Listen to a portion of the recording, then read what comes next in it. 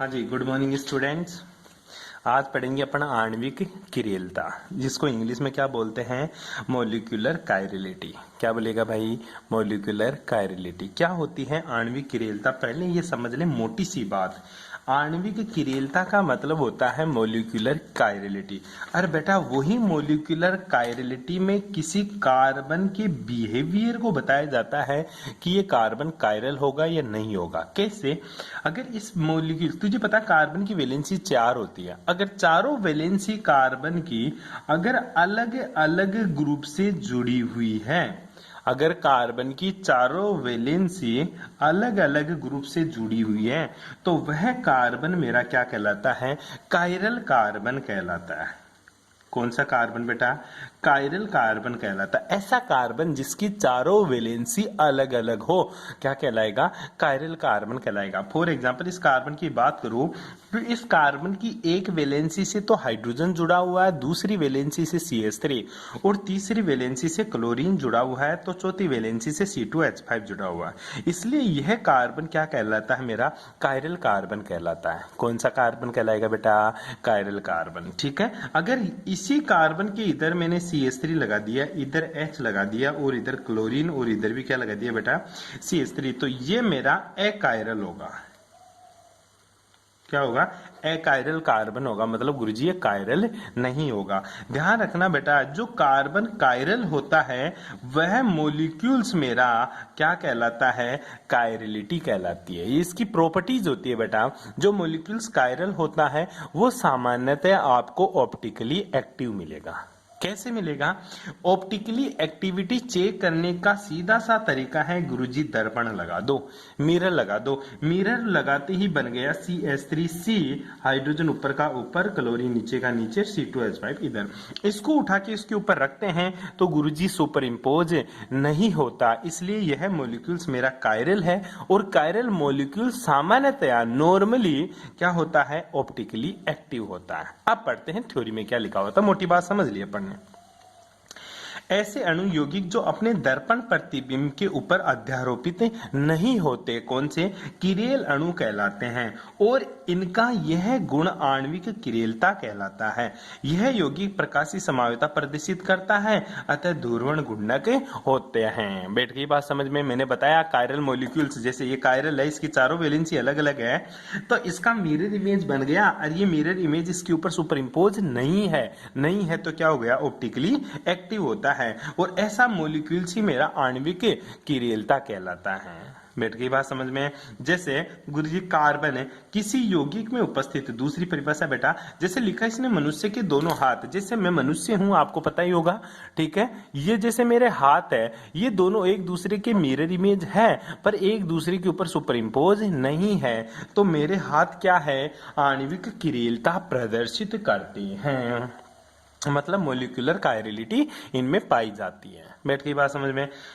किसी यौगिक में उपस्थित कार्बन परमाणु की चारों संयोजकताएं भिन्न भिन्न समूह द्वारा संतुष्ट होने पर किरेल कार्बन अथवा असम्मित कार्बन बन जाता है।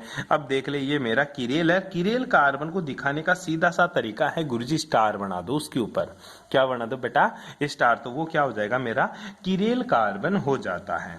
देखा गया, सामान्यतः असम्मित केंद्र युक्त यौगिक प्रकाशिक समावयता प्रदर्शित करते हैं, लेकिन असम्मित केंद्र मतलब chiral carbon, asymmetric centre means chiral carbon युक्त कुछ यौगिक आणविक रूप से सम्मित होते हैं तो प्रकाशिक समावयता नहीं दिखाते। मैंने ये बात तेरे को शुरू में बोल दी कि कोई जरूरी नहीं है 100% कि तेरा मॉलिक्यूल्स कायरल है तो वह प्रकाशिक समावयता दिखाए, ऑप्टिकली एक्टिविटी होई। ठीक है, ये हो सकता है कि मॉलिक्यूल्स तेरा कायरल हो लेकिन वो ऑप्टिकली इनएक्टिव भी हो सकता है। क्यों? क्योंकि ऑप्टिकली एक्टिव कंपाउंड सिर्फ वही होता है जिसमें POS भी ना हो, जिसमें COS भी ना हो, जिसमें AOS भी ना हो। मतलब प्लेन ऑफ सिमेट्री भी ना हो, एक्सेस ऑफ सिमेट्री भी ना हो और सेंटर ऑफ सिमेट्री भी अनुपस्थित हो। अगर तीनों में से एक चीज भी अगर किसी मॉलिक्यूल में लग गई ना बेटा, तो सोच लेना उसमें 100% वो ऑप्टिकली इनएक्टिव ही होगा। होना क्या चाहिए? तीनों में से एक चीज भी नहीं लगनी चाहिए मॉलिक्यूल्स में। जैसे इसके अंदर सोच है, क्या गुरुजी इसको मैं काट सकता हूं क्या? देख बेटा कैसे, गुरुजी ऊपर से काट दो टू ऐसे काटेगा तो बेटा एक तरफ H और एक तरफ OH हो जाएगा, मतलब ये क्या है, ऑप्टिकली इनएक्टिव होगा, सॉरी ऑप्टिकली एक्टिव होगा, प्लेन नहीं लगा। मैं गुरुजी घुमा दूं, एक्सेस लगा दूं, लगा देगा तो भी गुरुजी चारों मॉलिक्यूल्स अलग अलग है, कभी रिपीट ही ना हो, तो इसमें एक्सेस ऑफ सिमेट्री भी नहीं है और इसमें सेंटर ऑफ सिमेट्री भी नहीं है, इसलिए ऑप्टिकली एक्टिव होता है। अब आजा देख, इस कार्बन को देखा, पता चला एक तरफ OH है सर, एक तरफ हाइड्रोजन है, एक तरफ COH है और दूसरी ओर इतना बड़ा सारा ग्रुप है, तो इस कार्बन की चारों वैलेंसी अलग अलग है, इसलिए ये मेरा किरेल कार्बन है और मैंने इसको स्टार से दिखा दिया। इसी प्रकार इस कार्बन के पास गया तो इधर गया तो OH है, इधर गया तो हाइड्रोजन है, इधर गया तो COH और ऊपर गया तो गुरुजी ये बड़ा सारा ग्रुप है, तो इसकी भी चारों वैलेंसी अलग अलग चीजों से जुड़ी हुई है, इसलिए ये भी मेरा कायरल सेंटर होगा। ठीक है, अब मैंने पढ़ा गुरुजी कायरल सेंटर होता है वो ऑप्टिकली एक्टिव होता है नॉर्मली। मैं इसका मिरर इमेज बना लिया, इसको उठा के इसके ऊपर रखा तो गुरुजी सुपर इम्पोज भी नहीं है ये, तो मतलब ऑप्टिकली एक्टिव 100% होने जा रहा है ये। क्यों? क्योंकि सर मिरर इमेज बनाया, मिरर इमेज देखा और इसके ऊपर रखा तो एनिंशोमर है तो ऑप्टिकली एक्टिव होना चाहिए, पर ऑप्टिकली एक्टिव नहीं होता। क्यों नहीं होता? क्योंकि गुरुदेव इसके अंदर प्लेन लग गया। ये ऊपर से इसे काटूंगा तो ऊपर भी देख, जो चीजें ऊपर है वो ही क्या है, नीचे हैं, तो ये प्लेन लग जाता है तेरा ये वाला, इसलिए मॉलिक्यूल्स क्या हो जाता है, ऑप्टिकली इनएक्टिव। क्यों? ऑप्टिकली एक्टिव की 100% ट्रुथ जो घटनाएं हैं वो है उसमें प्लेन ऑफ सिमेट्री, उसमें एक्सेस ऑफ सिमेट्री, उसमें सेंटर ऑफ सिमेट्री एब्सेंट होनी चाहिए। अगर तीनों में से एक भी लग रही है तो वो ऑप्टिकली तेरा इनएक्टिव होगा। तो इसको बोलते हैं बेटा मीजोटार्ट्रिक एसिड। ध्यान रखना क्वेश्चन आता है, मीजोटार्ट्रिक एसिड में दो किरेल केंद्र होने के बावजूद भी वह ऑप्टिकली इनएक्टिव होता है, ध्रुवण अघूर्णक होता है। क्यों? क्योंकि इसमें आणविक सममिति तल उपस्थित होता है। बहुत इंपॉर्टेंट लाइन थी भाई ये, बैठ के बात समझ में। नेक्स्ट चलते हैं आणविक किरेलता के बाद में थोड़ा सा और देखते हैं गुरुजी आणविक किरेलता और किस किस में देखने को मिल सकती है। कुछ यौगिकों में असम्मित केंद्र मतलब किरेल कार्बन, ये तूने जो पहले वाला मीजोटार्ट्रिक एसिड देखा इसमें क्या सीखा तू? मीजोटार्ट्रिक एसिड में ये सीखा सर मैं कि मेरा मीजोटार्ट्रिक एसिड में किरेल कार्बन थे, उसकी मिरर इमेज बन रही थी लेकिन वो सुपर इम्पोज भी नहीं थे, फिर भी ऑप्टिकली इनएक्टिव हो गया क्योंकि गुरुजी उसमें प्लेन ऑफ सिमेट्री लग गई थी। अब ध्यान देते हैं, कुछ मॉलिक्यूल्स ऐसे होते हैं जिनमें कायरल सेंटर अनुपस्थित है, मतलब कोई कायरल सेंटर नहीं है फिर भी वो ऑप्टिकली एक्टिव होते हैं। कैसे?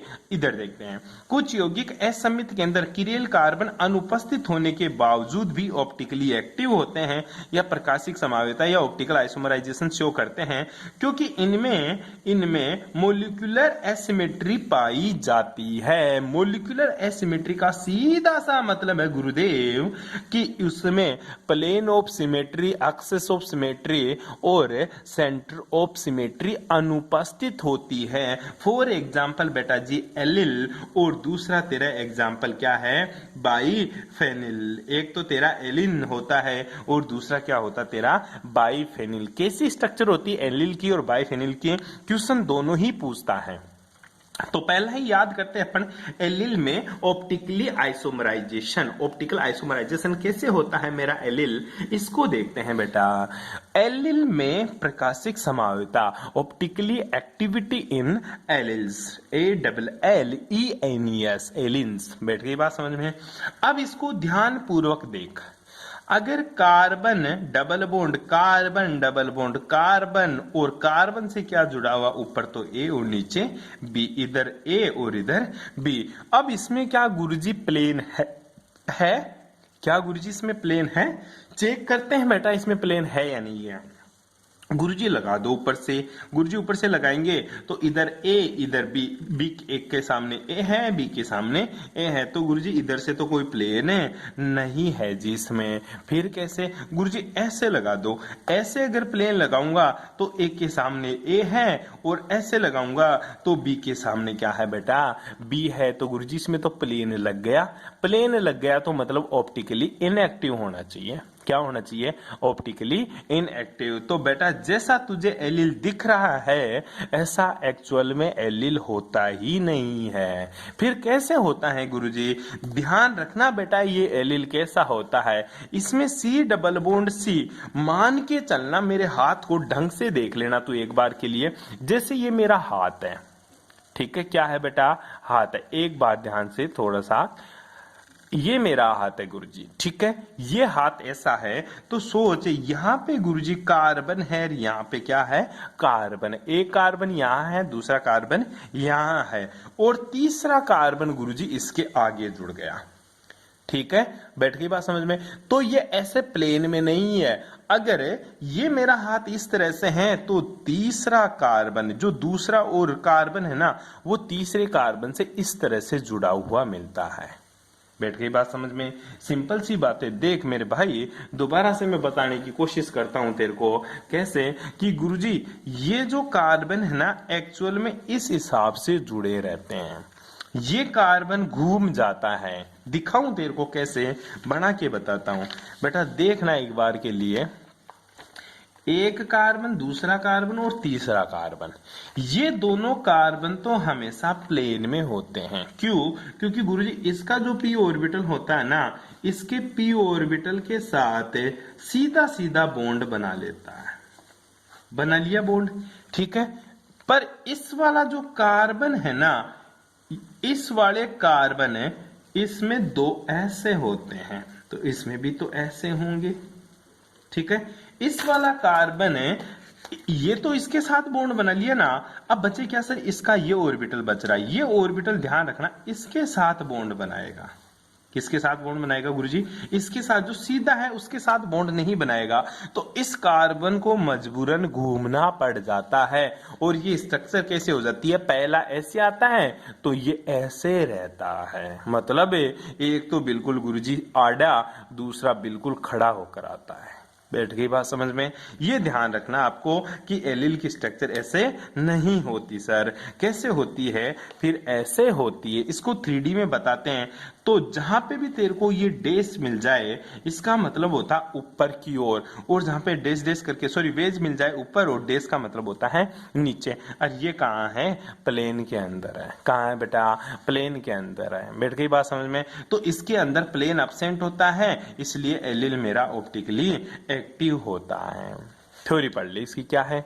एलिल के टर्मिनल कार्बन, ये रहा टर्मिनल, जो बिल्कुल टर्मिनल सिरे पे होता है। एलिल के टर्मिनल कार्बन का संकरण sp2 होता है, और केंद्रीय परमाणु का जो बीच वाला कार्बन है, इसका हाइब्रिडाइजेशन sp होता है। इस प्रकार एलिल में टर्मिनल कार्बन परमाणु का एक p कक्षक है, केंद्रीय कार्बन परमाणु के 2 p कक्षकों के साथ अतिव्यापन करके एक दूसरे के लंबवत परपेंडिकुलर पाई बॉन्ड का निर्माण करते हैं। इसलिए ऑप्टिकली एक्टिव होता है, जिसमें ना तो प्लेन ऑफ सिमेट्री होती है, ना सेंटर ऑफ सिमेट्री देखने को मिलती है। आगे देख, एलिल की प्रकाशिक समायोता प्रदर्शित करने के लिए आवश्यक शर्तें कौन कौन सी कंडीशन होती है कि एलिल मेरा ऑप्टिकली एक्टिविटी शो करे। ठीक है बेटा, ध्यान से देख। एलिल में द्विबंधों की जो संख्या होती है, किसकी संख्या बेटा? एलिल में द्विबंधों की संख्या सम होनी चाहिए। क्यों गुरुजी? विषम हो तो मतलब जो भी डबल बॉन्ड है उनकी संख्या, उनके नंबर्स क्या होने चाहिए गुरुजी? इवन नंबर होने चाहिए, ओड नंबर नहीं होने चाहिए। इवन का मतलब 2 हो डबल बॉन्ड, 4 हो डबल बॉन्ड, 3 नहीं होने चाहिए। 3 होते क्या हो जाएगा बेटा? अगर ये ऐसे हैं तो ये ऐसे हैं, तो इसके पीछे जुड़ने वाला वापस से नीचे आ जाएगा। मतलब ये गुरुजी हॉरिजेंटल आया, मतलब क्षैतिज आया, ये लंबवत आया, तो आगे आने वाला कैसे आएगा? वापस से क्षैतिज आएगा, तो तेरा मॉलिक्यूल सिमेट्रिक हो जाएगा। बेटी बात समझ में? बस ये चीज तेरे को ध्यान में रखनी है। तो एलिल में डबल बॉन्ड की जो संख्या है वो सम होनी चाहिए, इवन होनी चाहिए। एलिल के टर्मिनल कार्बन परमाणु पर उपस्थित दोनों प्रतिस्थापी समूह अलग अलग होने चाहिए। अगर अलग अलग नहीं है बेटा तो वो ऑप्टिकली इनएक्टिव हो जाएगा। इस प्रकार के एलिल 2 द्विबंध रूपों में होते हैं जो एक दूसरे पर अध्यारोपित नहीं होते। ये देख ले एलिल वाला ढंग से, ये डबल बॉन्ड है, ये दोनों सेम नहीं होने चाहिए, आई बात समझ में। द्विबंधों की संख्या सम होनी चाहिए, अगर सम नहीं है तो ऑप्टिकली इनएक्टिव हो जाएगा। अगर ये दोनों भी सेम हो गए ना बेटा तो भी तेरा ऑप्टिकली इनएक्टिव हो जाएगा। ऑप्टिकली एक्टिव होने की आवश्यक कंडीशन क्या है? Double bonds, number of double bonds in allyl equals to even and have terminal carbon atoms is not equal. ठीक है, बराबर नहीं होने चाहिए, एक जैसे नहीं होने चाहिए, इसलिए एलील प्रकाश की समानता प्रदर्शित करती है। बैठ गई बात समझ में। एक एलील में द्विबंधों की संख्या विषम हो और टर्मिनल कार्बन परमाणु पर उपस्थित समूह समान हो तो उसमें सममिति के तत्व प्रकाशिका क्रिया होती है। ठीक है, ऑप्टिकली इनएक्टिव हो जाएगा, ध्यान रखना है चीज। अब दूसरा बाइफेनिल, दो पढ़ा था मैंने, जिनमें अब देख एलिल के अंदर कोई गुरुजी का किरेल कार्बनी नहीं है, फिर भी ये क्या हो रहा है? ऑप्टिकली एक्टिव हो रहा है। तो ये ध्यान रखना बेटा कि ऑप्टिकली एक्टिविटी के लिए कायरलिटी कोई नेसेसरी कंडीशन नहीं है। ऐसा जरूरी नहीं है कि मॉलिक्यूल कायरल हो तभी ऑप्टिकली एक्टिव होगा। मैंने तेरे को दो एग्जांपल देके बता दिया, एक पहले देख के बताया तेरे को, वहां ऑप्टिकली एक्टिव थे, मतलब सॉरी ऑप्टिकली इनएक्टिव थे, उनमें कायरल सेंटर था, मेसोटार्ट्रिक एसिड में कायरल सेंटर 2 थे, फिर भी ऑप्टिकली इनएक्टिव था क्योंकि में प्लेन सिमेट्री लग गई थी।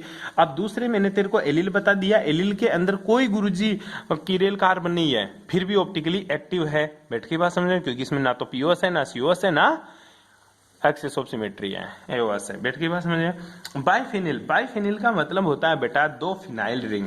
बाइफेनिल का मतलब क्या होता है बेटा जी? दो फिनाइल रिंग। अब दो फिनाइल रिंग कैसे गुरुजी? दिखाते हैं बेटा तेरे को दो फिनाइल रिंग कैसे। जैसे फिनाइल किसको बोलते हैं पहले तो ये देख बेटा, बेंजीन जो रिंग होती है उसको क्या बोलते हैं अपन? Phenyl ring. इसको अपन क्या बोलेंगे? फिनाइल रिंग, बेंजीन रिंग को। ठीक है, अगर इन दो बेंजीन ऐसी दो रिंगे एक साथ जोड़ दूं तो पहली रिंग तो मैंने ऐसे इसको क्या कर दिया? होरिजेंटल ले लिया, क्षैतिज ले लिया। जो दूसरी फेनिल है बेटा उसको तेरे को होरिजेंटल नहीं लेना, ये ऐसी है तो वो गुरुजी कैसी होगी? लंबवत होनी चाहिए। कैसी होनी चाहिए बेटा? इसके लंबवत होनी चाहिए। लंबवत मतलब क्या होता है गुरुजी? लंबवत का मतलब होता है गुरुजी एक ऐसी है तो दूसरी ऐसी होनी चाहिए। बैठ गई बात समझ में।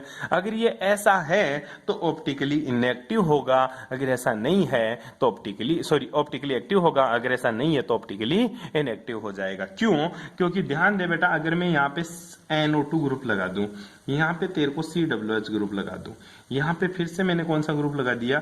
COH ग्रुप लगा दिया, यहाँ पे NO2 ग्रुप लगा दिया, तो एक रिंग तो पूरी कट जाएगी, दूसरी तरफ एक तरफ NO2 बच जाएगा और दूसरी तरफ COH बन जाएगा। इसमें भी प्लेन प्रेजेंट नहीं होता, इसलिए ये भी ऑप्टिकली एक्टिव होती है। सुन ले, बाइफेनिल की क्रिस्टलीय अवस्था में दोनों वलय एक ही तल में उपस्थित होता है। ठीक है, अतः ये एक सममिति अणु होता है, लेकिन इसकी वाष्प द्रव अवस्था में 2 डेश 6 डेश हाइड्रोजन परमाणु में त्रिबंध अंततः क्रिया के कारण दोनों वलय 45 डिग्री पर घूम जाती है और औरत स्थिति पर बड़े प्रतिस्थापी समूह उपस्थित होने से एक दूसरे के लंबवत हो जाते हैं, जिससे मुक्त घूर्णन बंद हो जाता है और ये दो प्रतिस्थापी समूह होने से एक दूसरे पर अध्यारोपित नहीं होते। मतलब क्या हो जाते हैं गुरुजी? ऑप्टिकली एक्टिव हो जाते हैं। ध्यान रखना। बैठ गई बात समझ में। ये चीज आप लोगों को पता होनी चाहिए बेटा, यही चीज मैंने तेरे को बताया है। ठीक है, मीजो किरेल के अंदर युक्त यौगिकों की प्रकाशिक समायोगिता पढ़ेंगे नेक्स्ट क्लास में। Thanks for cooperation.